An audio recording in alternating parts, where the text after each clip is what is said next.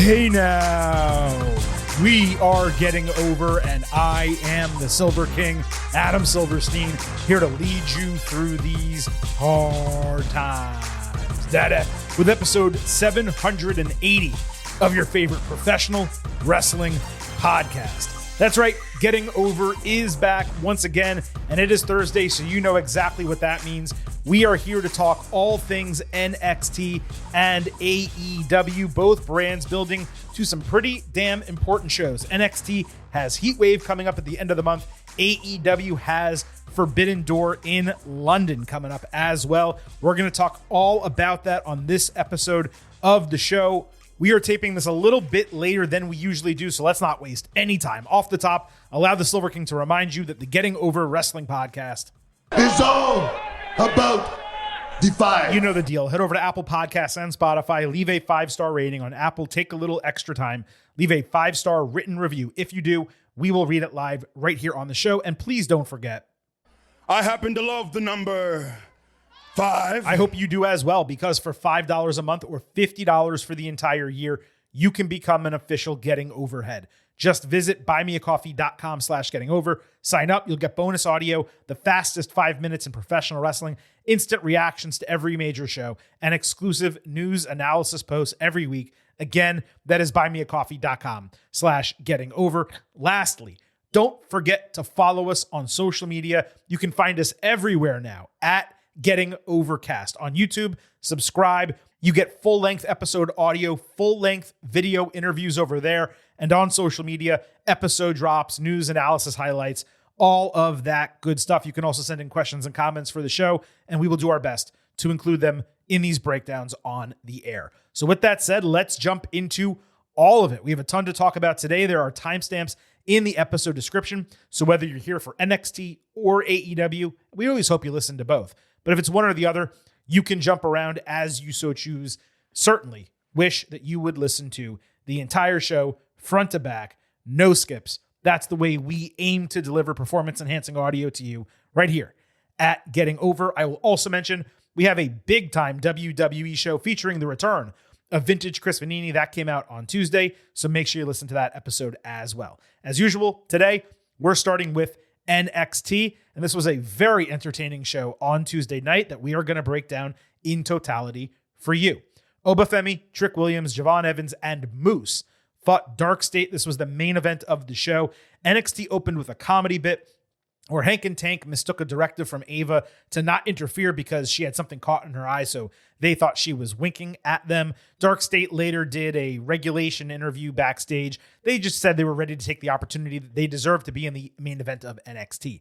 Cutler James said that they would take turns on their asses until they finish on top, so clearly he's leaning into this whole black sheep vibe for the group. It took long enough.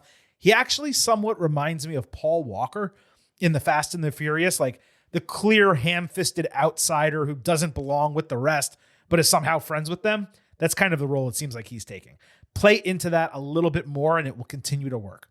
Femi tried to rally his side backstage, saying they don't need to be friends or get along, but they do need to flex their dominance and take care of business in the match. Williams was reluctant to buy in, saying they would all take L's in the future from him. And then Hank and Tank, for some reason, they acted like pest control sprayers, which was just kind of weird.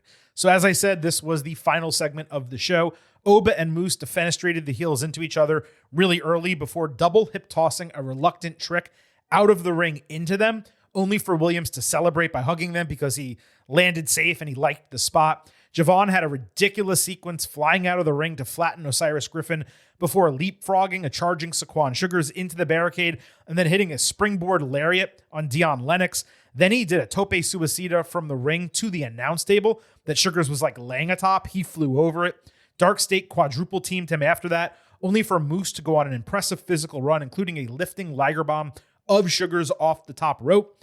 The big dogs, they came together completely on the same page.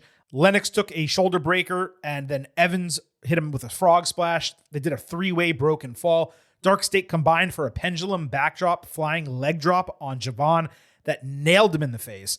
The 4 heels tagged for their toss powerbomb finisher, but Oba and Moose caught Javon. They threw him back at Dark State for a double cutter. Femi then went wild with running European uppercuts, only to accidentally take Evans' head clean off his body. Then Moose accidentally speared Oba, and Trick decided, you know what, F this, I'm out. Dark State hit the toss powerbomb on Javon and got the win. Hank and Tank, they ran out for a huge pull-apart brawl to end the show, basically paying off what, their show-long storyline was. This was a hell of a main event. When you consider that Sugars was the most experienced guy on the Dark State side, yet he's basically been wrestling as long as Javon, it just crystallized how truly impressive it was that these 8 guys could put on a match of this quality. Javon and Saquon, they were the MVPs, but the muscle from Oba and Moose was sorely needed, and Trick added this comedic element throughout that just really tied it all together, kind of like the dude's rug. This was Osiris's best match, and Lennox sold his ass off throughout. James was obviously the weak link once again, stuck out like a sore thumb, and no, not visually, skill-wise. From the hip toss with Trick early to Javon's ridiculous hot tag to the team-up sequence and the fall-apart sequence, this match went through so many different phases despite being controlled chaos the entire time. 4 stars, A-, a tremendous television main event. And by the way, not lost on me, and I know it wasn't lost on others, was that this match featured 9 men in the ring, including the referee. 8 of them were black men, 7 from NXT, plus Moose, obviously, from TNA. I'm not sure about Griffin long-term, but Oba, Trick, Javon, Saquon, and Dion should all have real bright futures in WWE as long as they remain on track. And there's something about Oba and Javon together. I can't put my finger on it. It just works. I could see them being around each other their entire careers. Rivals, partners, rivals again. It just fits like a glove. This was an awesome main event. And like I said, a really hype close to the show. Jordynne Grace officially got cleared to compete. She participated in a sit-down interview. She said Blake Monroe is right that she's avoided mirrors most of her life because she never saw herself as worthwhile in the mental space, even beyond the physical. Grace was annoyed that she let Monroe get her guard down when she thought they were really connecting as outsiders in NXT. She said Blake had similar confidence issues, but she masks them by showing off her beauty and tearing down other women, which is completely transparent to her. Jordynne said strength doesn't feed on weakness, and her focus when fighting Blake is to prove there's no blueprint for what a champion looks like because it's all about mental confidence. Monroe backstage, she tried to make fun of Grace, but Ava was having none of it, and she said they would meet in the ring for a face-to-face next week. This was excellent.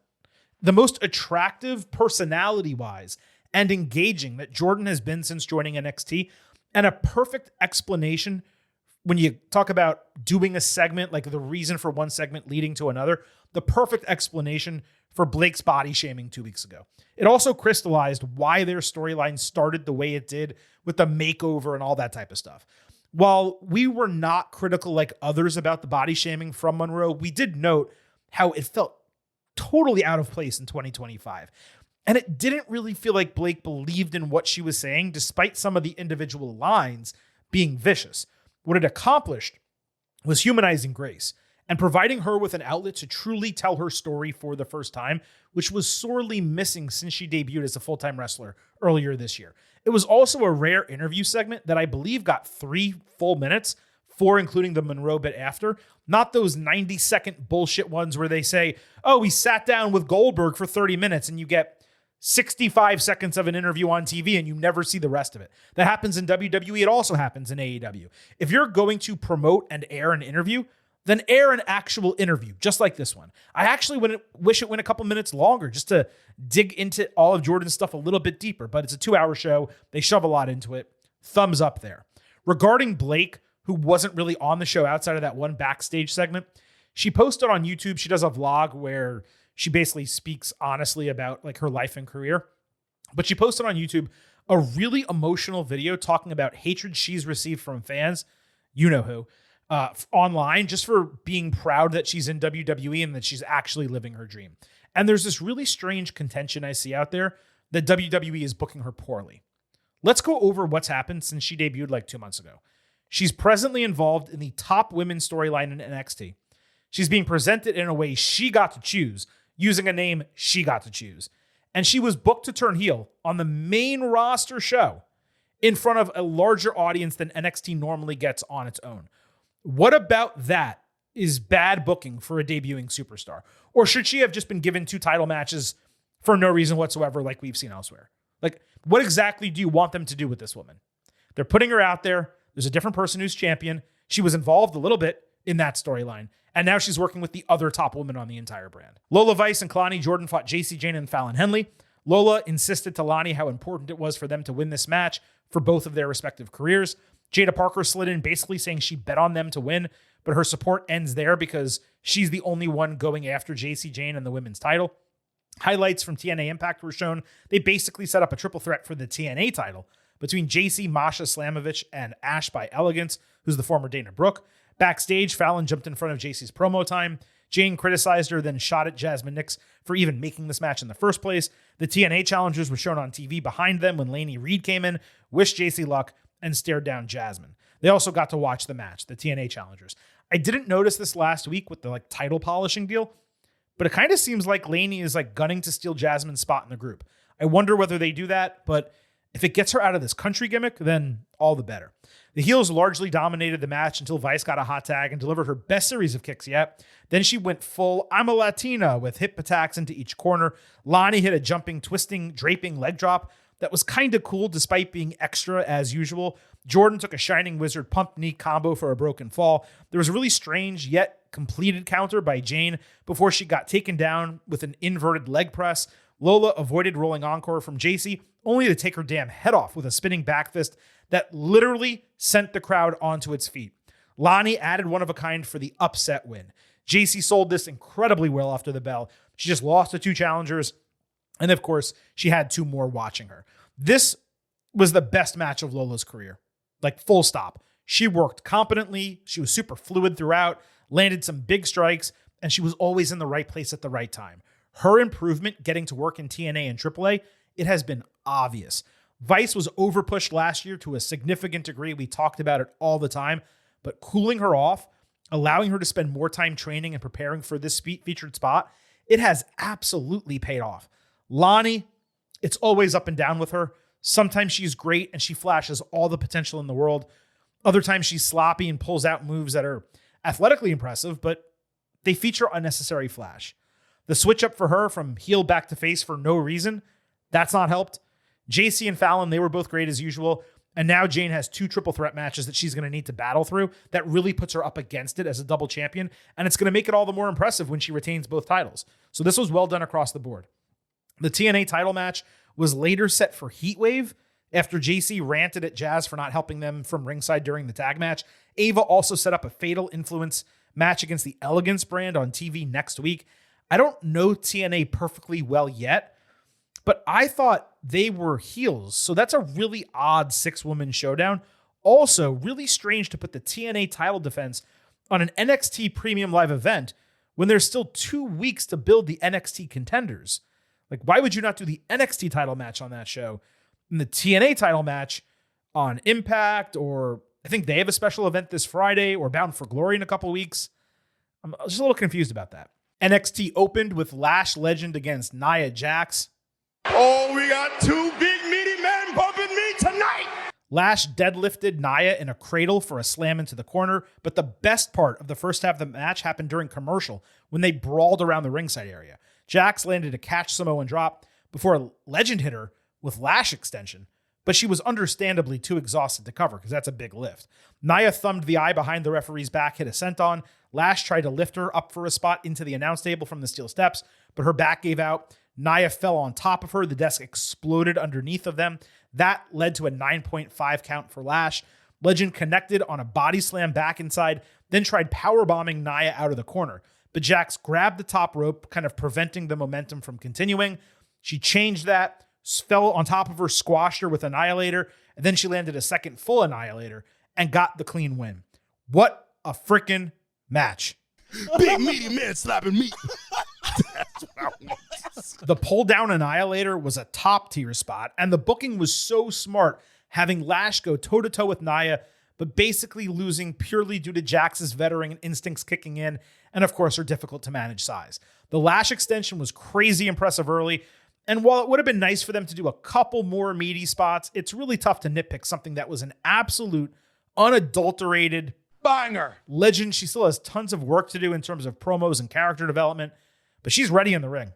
3.75 stars, B+, 4 big time slabs of beef. This was an awesome show opener for NXT. Jasper Troy got a tape promo saying he hates Ricky Saints because he's been dealing with smug dudes like him throughout his entire life. Troy compared him to the star quarterbacks he used to protect as an offensive lineman, the ones who get all the girls and all the glory, but overlook guys like him who get them where they need to be. He said Ricky can't relate to him because he's been handed everything, so he'd beat him and put the spotlight on himself. This was a fantastic promo. Not only was the delivery on point, I'm not sure I've ever heard someone make that type of comparison and explain their motivation in that manner. It obviously takes someone who's an offensive lineman to kind of tell that story, but it worked incredibly well for Jasper Troy's character. And what it said to me was, man, they got to get this dude to stop carrying around a chain because he's a lot deeper than just a big burly guy who drags a chain around like he's some, behemoth. I still expect Saints to ultimately win this match, but this got me way, way more juiced for it than I would have been otherwise. And I was crazy impressed with Jasper Troy's promo skills. Joe Hendry fought Charlie Dempsey. Hard cam botched Hendry's turnaround spot. Dempsey got a near fall on a backside, only for Hendry to hit standing ovation and get the win. It was surprising to see this be so definitive because Dempsey can go, and he's lost a ton recently. I presume that's storyline driven. It's going to result in something happening with him and Ren Sinclair, but it remains to be seen at this juncture. This just kind of frustrated me. I wanted more, and it felt like Dempsey got squashed. He didn't, but it felt like he did. Green regime backstage was focused on taking out the teammate that Tavian Heights was trying to find. Chelsea Green then looked up and down Callie Armstrong and Carmen Petrovic, putting over the ladder because she's an accomplished Canadian. She got Kendall Gray's name wrong and seemed to set a match with Alba Fire, even though others were standing there. This was just pretty weird as a match setup, and it was basically a waste of time to randomly throw this segment and then the match that followed on the show. Alba should be wrestling singles and tag matches on the main roster, not in NXT. Green put her over to Ethan Page as Canadians watched this happen backstage. So we had Fire against Gray. Alba dominated early, but got caught with an armbar on the apron. Page came out to check on Piper Niven, who had gotten knocked down by Kendall. Fire hit an awkward running power slam on Kendall. Then she took over with a gourd buster and a gory bomb to win the match. Didn't like that Alba raked the eyes in the final sequence to beat a neophyte when she's been the NXT UK Forever Champion and should be going toe-to-toe with much better competition. But unfortunately, her role right now is just kind of like that. Kendall acquitted herself nicely. She flashed. Again, Alba should have beaten her a lot easier. Page cut a promo after the bell on Tavian Heights saying they took out one of America's greatest and he should be embarrassed because of it. Heights came out with a really weird promo saying she wasn't his partner. He picked the only female Olympic gold medalist in WWE history. Tyra May Steele grabbed Ethan from behind, almost suplexed him. Secret Hervis stopped her, so she took both of them out with German suplexes before landing a third on Page to stand tall at the end. Later backstage, Chelsea and Ethan, they ranted to one another for missing Tyra as the obvious choice to be Tavian's partner. There was a really funny bit where Chelsea said, "Piper, no," like from White Lotus. Then Green came up with the idea of drawing up a peace treaty so they don't have to go ahead and fight two Olympians next week. Tyra looked really strong in the ring. I thought this tag team match was happening next week, but I guess they're delaying it, maybe to Heatwave itself. I presume Tyra takes the fall whenever that happens, but again, she came across great here, and Page, he was once again outstanding, selling for her as a character actor, everything he did. Josh Briggs got booed from the second he touched the mic, saying Yoshiki Inamura was clearly never his friend. Fans chanted turn his mic off, which was a really unique chant I got behind. Briggs contended that Inamura returned not to be his friend, but to chase personal glory. And there's no honor in NXT, which is why Yoshi can never be champion, and Josh needs to be champion. Then he challenged Inamura to fight dirty in a Philadelphia street fight next week. Yoshi came out saying he thought Josh was his friend, but he's actually a jackass. He will find honor in beating him. Inamura attacked and pounced Briggs off the apron. Then he chopped him off the top rope into a bunch of security. And then he did his splash into all the security and Briggs to stand tall at the end. The chop spot was really convoluted, but this otherwise worked. Briggs is not bad on the mic, but he's not good either. He exists in this gray area where he basically needs everything else to be on point going forward. Even though I've been a longtime believer in Briggs, I'm not entirely sure he's going to be more than half of a tag team in the long term. And to that end, he's going to need a new partner. So maybe he loses this and he reunites with Brooks Jensen, who obviously got excommunicated from the Calling, although I think Jensen has been wrestling on Evolve recently. Not entirely sure. Inamura has an incredible way of captivating this NXT audience. He's a pure, easy-to-like babyface. The booking of him continues to be perfect. I'm ultimately looking forward to the blow-off street fight next week. I presume that Briggs will ultimately win and Inamura will exit the territory, go back to Japan. And it's going to be unfortunate because he's done great in his first excursion and then his second one, which came pretty much immediately after the first. So that was NXT this week. It was a tremendous episode, start to finish. Really damn entertaining. 2 great matches, a lot of good storytelling, and they are building pretty damn hot to Heatwave. I'm going to be real interested to see what happens next week in terms of the number 1 contendership between Javon Evans and Trick Williams. And of course, everything else, because that show is in Philadelphia and WWE does a really good job booking those NXT on-site shows as to something a little bit more important than the normal weekly TV in Orlando at the WWE Performance Center. So that wraps up NXT. It allows us to move over to AEW. Paul Walter Hauser guested on commentary for Collision. He did a really solid job. I just wish he was there instead of Tony Schiavone as opposed to sitting next to him. I also thought, despite the fact that he wrestles for MLW, he probably should have dressed up. He looked like a schlub in a stained, cut-off hoodie shirt. I don't know. It was really a weird visual for him to look like that when he's doing a professional job for 2 hours. I guess AEW heard me talking shit about there only being 7 or 8 matches last week because there were 8 matches on Collision alone. Now, 7 of those 8 were without relevance and most of them were pretty damn short, but still. By my count, 2 of 12 matches this week were storyline relevant. That's 17%. Even if I'm generous and give a third I was iffy about, that's 25%, which is frankly ridiculous. It's clear given the way Forbidden Door is being booked, and we'll talk about this at the end of the show, but it's clear AEW was just trying to throw a bunch of stuff on TV, get through the week. I'm not saying the matches were bad. They were high quality as they usually are. But when you just throw stuff on TV and you do 8-man this and 6-woman that, and you do, the women's matches are so freaking repetitive at this point. It's really leaving a lot to be desired from TV. And that brings me to a conversation topic that happened this week after Tony Khan was asked in an interview about this contention some state that AEW doesn't have stories. He said not only do they have stories, they have the best stories, which I don't fault him for saying because he's a promoter. But we actually need to examine this contention and what people mean when they say that. On face value, of course it's incorrect to state that AEW doesn't have stories. It's a professional wrestling company. Of course it has stories. But what happens when this is stated is that it's purposefully misconstrued and turned into a straw man argument, which basically means that AEW supporters create this fallacy, misrepresenting the meaning of the actual argument to make it easier to attack. When someone says AEW doesn't have stories, they don't mean AEW doesn't have any stories. They mean AEW doesn't have a lot of long-lasting, intricate, entertaining, and or good stories. And that is actually accurate to say, more often than not, at least. The stories with Hangman Page, Swerve Strickland, MJF, Tony Storm, Mariah May, especially when that was happening, that feud between Tony and Mariah, those were and are excellent. There have been some revisionist history out there about Jon Moxley and the Death Riders recently. I'll let that go because it was legitimately a long-term story to reach a particular end. And the end of it, you'll remember hearing me say, the final 6 weeks or so of Mox's promos and the build was great. But that doesn't overcome the 7 months where it frankly was terrible. But even though it wasn't good, it was a story. But those are the exceptions to the rule in AEW. Most other stories, not all, but most, are thin, illogical, short-term, or lazy.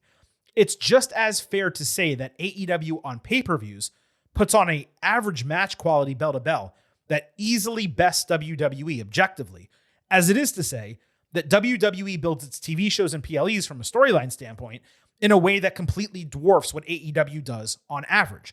So when someone says AEW doesn't tell stories, they don't mean that no stories exist on TV. They mean the storytelling is weak, perhaps ineffective. And to me, objectively, there's not much way to say otherwise, and we're going to explain some of that as we break down this week across Dynamite and Collision. Surprisingly, we're going to start with Collision, where Hechicero beat AR Fox. This was booked because of that random 3-man save of Max Caster from Collision last week that really had no rhyme or reason. As such, I didn't give it relevancy credit because it was way too thin to have 2 regular losers fight without a specific build. Shane Taylor Promotions watched this backstage. Daniel Garcia was on commentary for some reason, along with Nigel McGuinness. The reason is because there's going to be a completely random qualifier involving those dudes for a Zack Sabre Jr. title match at Forbidden Door. So were they all out there for a reason? Yes. Was it thin as hell? Yes. Caster backstage at Collision said Rush only got a moral victory over him last week due to the time limit draw. He thanked the faces for the help last week, but said he didn't need it in the future. Caster later lost to Katsuyori Shibata in 2 minutes. Shibata took his hand and shook it for no reason whatsoever. He didn't do anything worthy of respect. LFI attacked again afterward for no reason. So Jet Speed saved with barbed wire wrapped weapons, which they had for no reason. Why were they randomly carrying around barbed wire weapons? Hangman Page then teamed with Jet Speed for no reason to beat LFI in 15 minutes in the main event of Collision. I'm being slightly fatuous here. The reason Hangman was in this match is because Collision was live in Virginia, his home state. Obviously, that means a relevant match should have been booked for him. I'd have said the same thing for Sami Zayn in Montreal. The difference is WWE has two brands, AEW does not. The match was fun, but a bit clunky. Hangman, of course, got the fall. And the reason why we started with this is so we can talk about the main storyline, which is a real storyline on Dynamite. MJF and Hangman, they did a face-to-face to open the show. Please remember coming in that MJF beat Mark Briscoe last week in what was not officially, but it was somewhat of a de facto number one contendership. Because don't forget, Paige said, hey, Mark, if you beat MJF, I'll give you a shot at the title. So that happened last week. MJF pointed out they were the homegrown protagonist and antagonist of AEW, saying Hangman is at his most vulnerable whenever he's angry. Paige immediately snapped, saying he can't be broken and MJF is a shit who can't break out of his edgelord routine. Hangman said he wouldn't let MJF goad him into a title shot. He either needs to earn it or execute his contract. Again, MJF beat Briscoe last week, who Paige said would get a title shot if he beat Max. I would say he earned it, but okay. Fans chanted, he's a pussy, unbleeped. MJF said a lot of nothing, and then he promised to prove Paige isn't a god, but a fraud, weak-minded, depressed, alcoholic little boy. He also said he'd rather be the devil and be real than a false idol who's going to get crucified. Hangman said he's owned up to all his faults, but Max is afraid to take a shot because he doesn't have the guts, even though he has a contract in the palm of his hand. Paige started poking at him right in the chest, saying the only way MJF could get anyone's respect or prove he's not an insecure, gutless coward is to execute the contract. So Max snapped at that, grabbed the mic, and said he'd be executing the contract at Forbidden Door. He may have said mother effing as well, because it got bleeped. Fans chanted, you effed up, at the idea that he got goaded into it, and Paige called him a dumbass. MJF attacked Hangman in the parking lot to end the show. He had his hands taped, and he promised Paige that he hadn't seen anything yet in terms of his aggression. This was a really strong segment and a good bit of storytelling, with Max coming in to goad Hangman, but Paige, the babyface, making the heel look stupid in the end. There's just a couple problems with the booking. First, sure, MJF snapped, and he said he'd use the contract, but it's not like he signed it on the spot. So now that he regrets it, what's preventing him just from not signing it? Number two, both of these contracts now are being executed on the same pay-per-view, the next one, immediately after they were won at All In. And because of that, both feel incredibly rushed, especially because they're being held by heels. MJF, who purports himself as the smartest, most strategic guy in AEW, and Athena, a forever champion in Ring of Honor, who certainly wants Toni Storm's title, but she really shouldn't be in that much rush to get it because she already has one of her own. Neither of them are strategic enough to pick their spot, wait until the champion's injured, maybe force them to fight 2 matches in a row. This goes back to what I said a moment ago.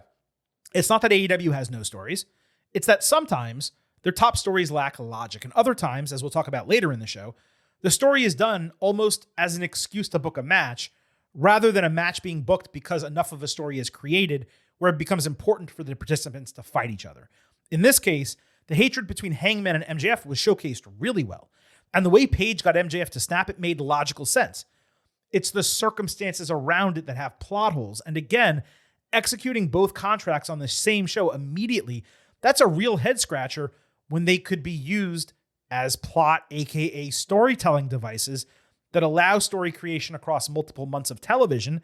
And it's okay if you want to do that with one of them, have them cash it in right away, but then you delay the other one. That way you can tell a story with it. Instead, they're both cashing in immediately on the same show. On Dynamite, the Ops beat LFI in a non-title match, a random, undeserved match against a set of champions in the main event of your A show 10 days out from a pay-per-view. This was also Samoa Joe's return to AEW TV since he got attacked at All In, and he just walked out there before the match. That was it. On Dynamite, Jon Moxley beat Kevin Knight in a match that only had relevance because of a random, irrelevant match against Knight's jet speed partner, Speedball Mike Bailey, last week. Before the bell, he told Darby Allin that they basically wouldn't fight at Forbidden Door. Mox won with a really good-looking choke variation. He kept it locked in after the bell, so Speedball saved and lightly got beaten down until Darby showed up, dragging a body bag to the ring. Marina Shafir just stood there doing nothing because, again, there's somehow only one woman in this entire company who ever stands up to her, despite this going on for like an entire year. Darby put Wheeler Yuta in the body bag when Claudio Castagnoli, who is now apparently back after disappearing for 2 weeks, came out and saved. I've seriously never seen a faction where their members are less reliable week to week. You never know who's going to be out there with Mox. Claudio then put Darby in the body bag and did a helicopter spin slam. This is the second segment of Dynamite with Nari, a babyface, saving Darby. Not Hangman, who was out in the segment before, or anyone else, despite no one getting taken out through physical activity earlier in the show. It wasn't until like 7 minutes later, a chair got put around Darby's neck when Will Ospreay finally ran out from the crowd, making his return after like 3 weeks, by the way, without music. The reasoning was because they went after Darby's neck like they went after his neck. I guess he didn't care about helping until the neck got involved. Anyway, Ospreay challenged for a team-based lights-out steel cage match, which is quite random and specific of a challenge to make off the cuff with only two dudes together in the ring. The pacing and logic of this segment was flatly terrible, and I've already gone over the reason, so I won't repeat myself. The Ospreay return was so low energy compared to him running out with his music. Darby coming out solo was stupid. No other babyfaces helping him was even dumber, and the match booking was perhaps not random, but it's not like there was something really building to this stipulation, especially with so few people out there. Will the match be great? Sure. It's a lights out match. Mox will probably bleed out when all is said and done. But even before the other names were announced, I just shrugged at this. So let's talk about how this continued building. Ospreay backstage said Tony Khan was thrilled at his match suggestion and his booking, but Ospreay felt it wasn't Forbidden Door-y enough. So they're going to throw some random people into it, one of them being Hiroshi Tanahashi, which is a pretty wild addition, putting a 48-year-old in a match like this, but it's also awesome, right? Ospreay then dismissed questions about his injury, the one that he made it sound like he might need surgery and miss months only to come back 3 weeks later. But he told Renee he wanted to talk to her husband face-to-face next week. So Ospreay makes this challenge, has no idea that Tony Khan's going to accept it or be okay with it. It's also a random stipulation challenge, right? Comes backstage, go to commercial, comes back. He's already had a phone call with Hiroshi Tanahashi. He's in. Even though time-wise in Japan, I don't know exactly what time it was. I'm assuming it was early in the morning. Mox backstage did a great job selling his surprise and annoyance when he learned that Tanahashi was on the babyface side. It was probably my favorite single facial expression moment from him in a long time. Then he went into the jobber locker room where the Young Bucks were licking their wounds. We'll talk about that in a bit. So then Dynamite goes to commercial after this. It returns from commercial with a literal match graphic for this match that not only features the names we know, Death Riders, Darby, Ospreay, Tanahashi, but Kenny Omega, Kota Ibushi, the Bucks. Again, the conversation was in the middle of happening minutes earlier before they went to commercial. And Gabe Kidd, who was apparently only a Death Rider whenever it's convenient. So over the course of an extremely short period of time, an unplanned match per Ospreay that was not approved by Tony, with unplanned international flavor, was not only fully booked, but it included 4 wrestlers who weren't even on TV to build it. So as I said, AEW has stories. The Darby, Ospreay, Mox part of this, that's a story. But the rest of this was lazy, half-assed, and thrown together just to make sure they announced a match with 2 weeks until the show.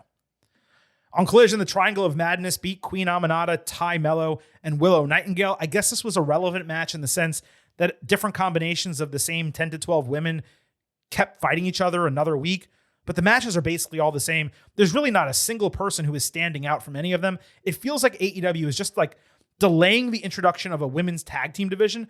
And because of that, it doesn't want to run 2-on-2 matches yet. It's really odd. Develop a damn story. On Dynamite, Alex Windsor, Aminata, and Willow beat Mercedes Moné, Sky Blue, and Thekla in 10 minutes. No explanation was given as to why these teams were made or why this match happened. I guess Ty Mello and Julia Hart, they're expendable when you want to inject the TBS title feud, and I use that term loosely, into the lone women's match on the show, which feels like it's always a multi-person match these days. I'll remind, Windsor is getting her second title match in like 6 weeks, despite barely winning anything of relevance in her short AEW career. The top takeaway for me here was Mercedes' hair. I presume it was a wig, but I absolutely loved it all blown out and curly. She kind of looked like Naomi a little bit. It was really cool. I'm glad she did her hair that way. It's just different from the straight multicolored hair that she does so often. Tony and Athena, they started ringside. They brawled into the crowd after the match.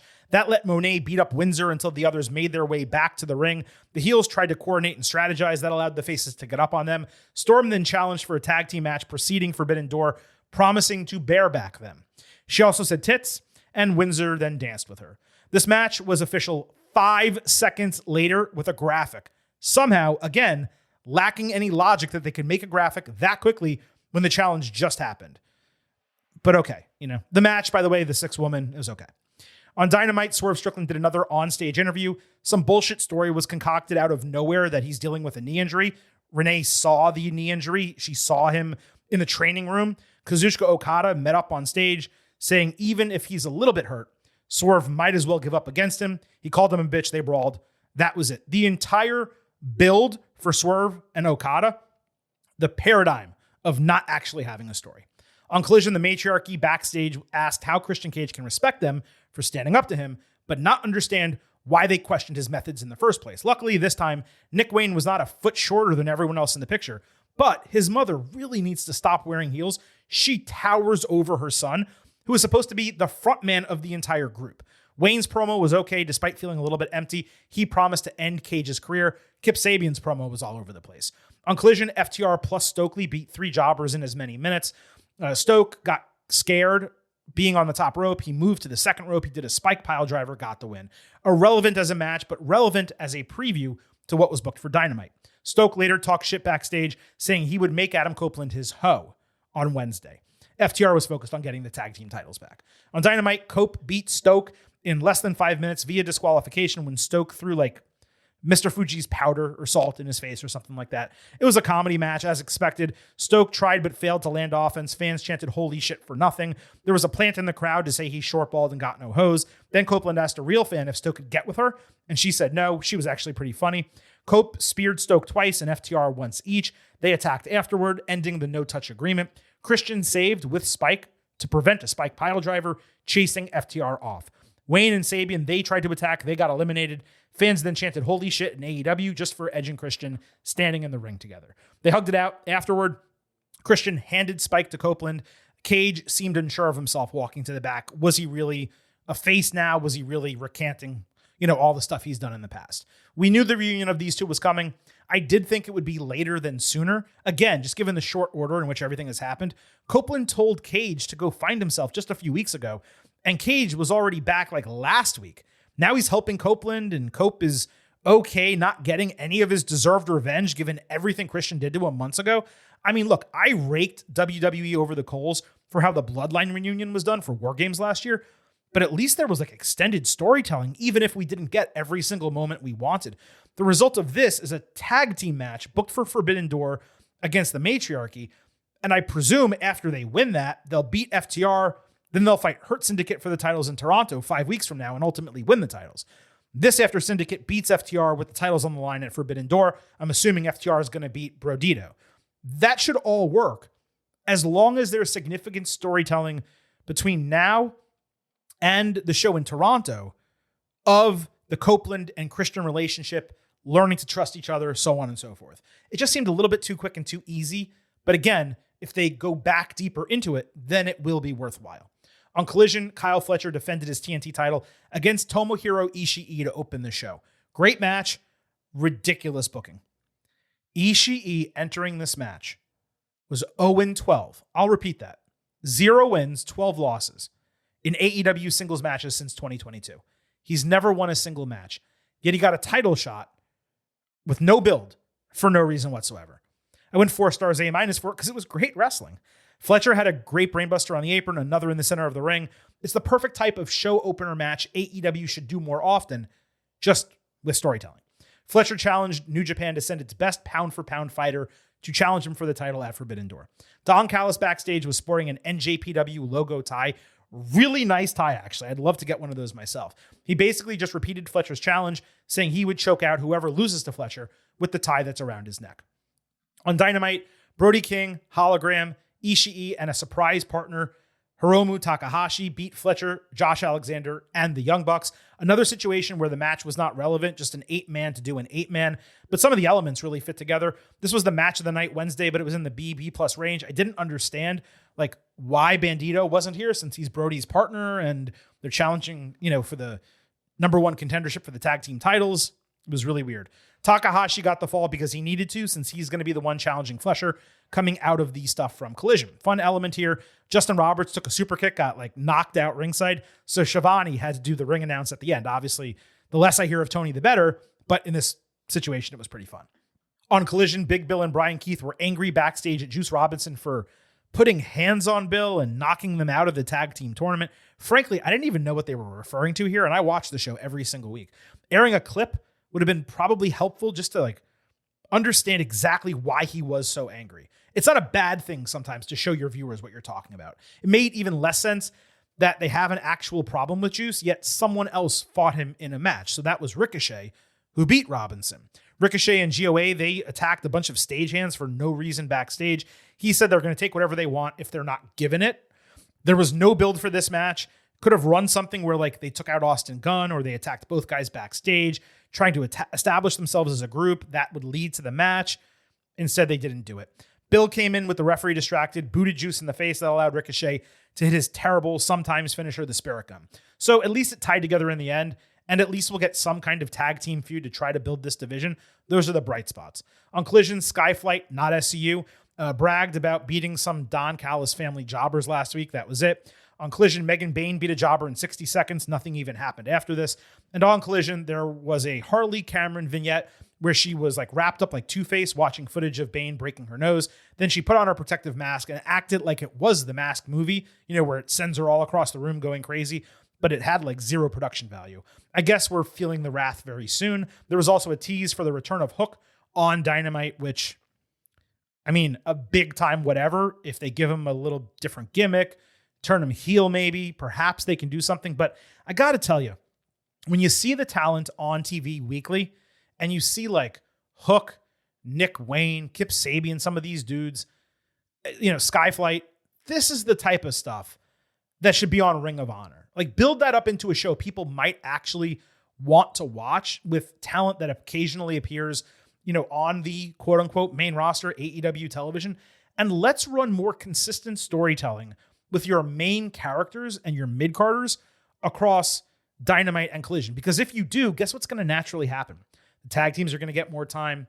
The women are going to get more time, rather than try to shove stuff in with Hook and Nick Wayne and all these people who just really should not be on Dynamite. And Kenny Omega's healthy and he's going to be in a match at Forbidden Door. Why are we not seeing him until presumably the go home next week? That doesn't make any sense. You know what I mean? So that wraps up Dynamite and Collision this week. And we'll end on this. 9 matches as of now have been officially booked for Forbidden Door. This included some random previously unannounced names just being thrown into matches despite, not appearing on TV. These 9 matches include 32 total wrestlers, which is a positive, by the way.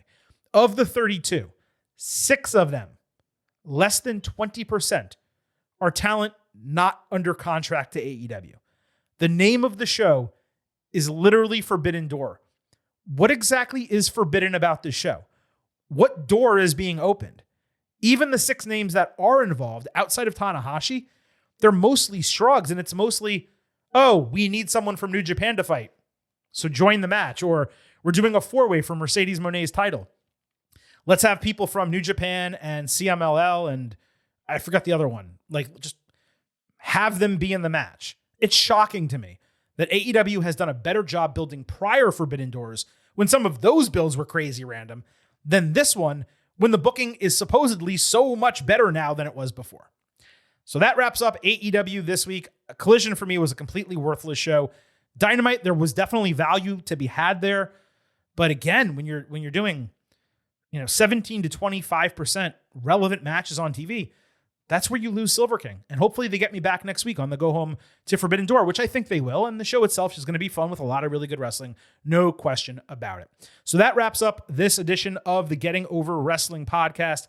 Obviously, we'll be back next week, same bat time, same bat channel, talking NXT and AEW. But our next show will, of course, be on Tuesday, when we not only talk WWE, but we also give you a quick recap from AAA Triple Mania, which is happening this Saturday. So make sure you do not miss Tuesday's show. On the way out, allow the Silver King to remind you that the Getting Over Wrestling podcast is all about Defy. So head over to Apple Podcasts and Spotify, leave a 5-star rating on Apple, take a little extra time, leave a 5-star written review. If you do, we'll read it live right here on the program. Follow us everywhere at Getting Overcast on social media, Twitter and Blue Sky. You'll get episode drops, news analysis, highlights, all of that good stuff. You can also send in questions and comments for the show. And on YouTube, when you subscribe, you get full-length audio episodes, full-length video interviews as well.